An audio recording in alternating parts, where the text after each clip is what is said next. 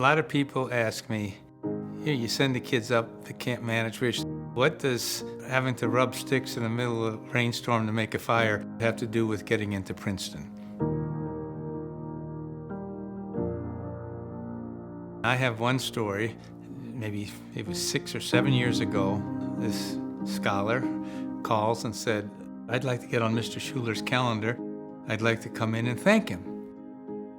Her mother was often behind on payments, so they cut off the heat and the water when she's behind.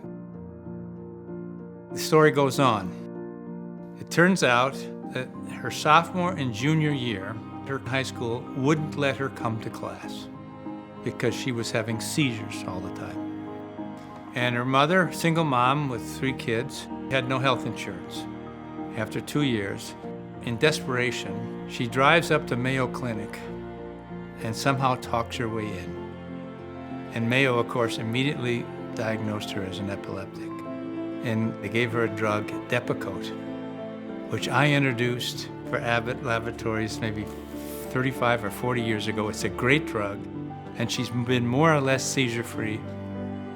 So she starts off, oh, Mr. Schuler, without you, I don't know if I would have finished high school and so forth. And I said, wait a minute, ALICIA, you could have said, okay, I had this dream of going to college, but maybe that dream isn't going to come true. But you didn't accept it. Every barrier you've fought through. What's going on with you? And she said, oh, it's easy.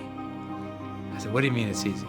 She said, when I was up at camp, I had never been in a canoe, never been out of the state, and I had to portage the canoe through the mud.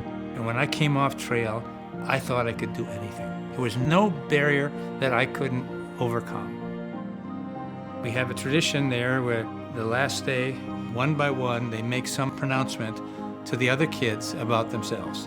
Here she is, a 14-year-old girl, and she says, I am going to be a physician. Well, she'd just been accepted at medical school. So don't tell me it doesn't work. That's one example of how Manitwish and the whole experience can impact the 14 or 15-year-old kids' aspirations.